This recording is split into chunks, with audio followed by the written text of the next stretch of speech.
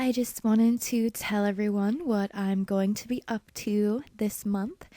I am really trying to remix this karaoke video that I made. Thanks for tagging me in that.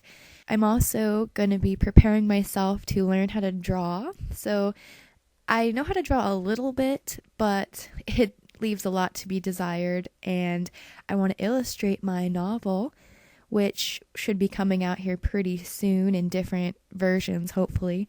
I really have to do editing on it and do a lot of formatting, but I thought in between that it would be fun to illustrate my own characters and settings. So I'm undertaking a draw a day in January. I've been doing a lot of writing during 2011. I haven't had a job, and it's very stressful. I have to keep myself busy. I see everything that's going on the internet, and I just have to hope at some point that people are going to be interested in me and what I'm doing here. And I think that everyone has a unique story to tell, and by drawing, singing, writing, doing web publishing, it's really allowing me to get myself out there and produce a portfolio to hopefully land that really good job. Because with unemployment getting up soon, I can only imagine the amazing fast food job I will land, probably about as great as the last fast food job I had. But never fear, because I am very optimistic about this next year, even if it may be the last year. For some people, they believe it may end or whatever, whatnot. I think it's going to be more of a different stage of our world. We're very multinational. Our population is going through the roof, over 7 billion people, and most of them have access to the internet. I'm glad that so many people have watched me. I noticed that my subscribers on YouTube have gone up. My blog hits have substantially gone up this year. I believe they've gone up 10,000 this year. And as I've already mentioned, my YouTube subscribers, I love you all so much. And I don't know maybe why you subscribed. You could leave me a comment, maybe saying the video you liked, or comment on those videos in particular. And I'm sure many of you have, and I know some of you are my poetry buddies. Some of you probably have watched a few of the documentaries I've put together. I really like doing that. I love editing. Maybe you saw some of the silly little projects that I just enjoy working on. It gives me something to do, and I always love learning about new topics. So that's why I started these talking series. I tell you all the time this is my opinion, but I really do want to see all sides of the issue. I've got many friends on both sides of almost every issue you can think of, and I find that really amazing. I like that. I like to be challenged. There was a reason why I used to be religious. I really mostly liked it for the singing, I think, and the community, the fellowship. And of course, I was scared out of my mind about going to hell.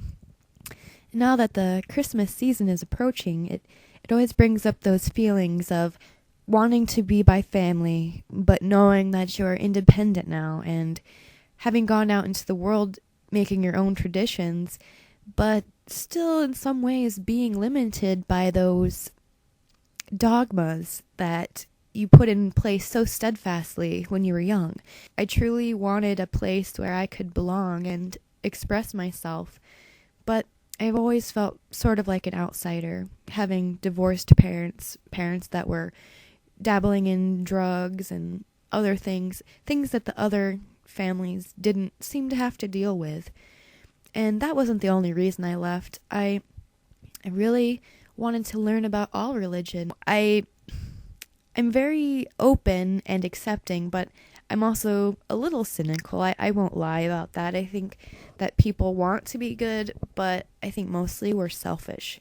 And so Christmas is kind of this interesting thing of, I'm going to buy you things, and I'm hoping that you like it, or really I'm hoping that you like me for getting it for you.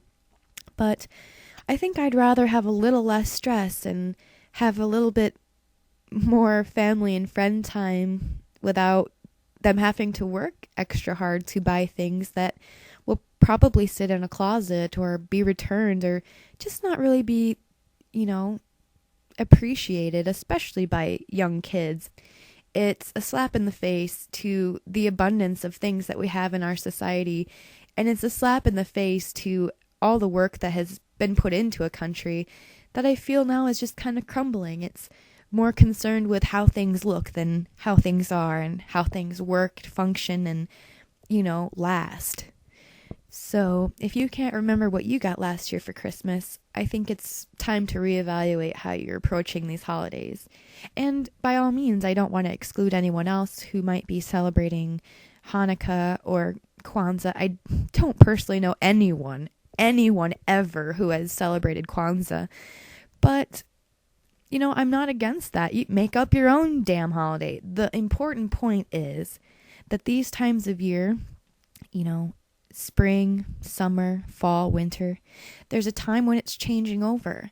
And throughout history, people have celebrated this. And they've celebrated by getting together, having food, and looking forward to the change of the next season.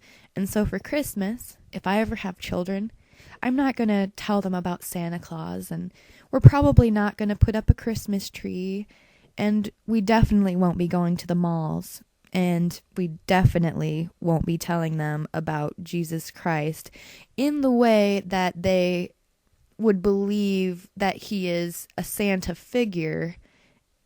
And that's kind of where I think they got Santa from, the gift.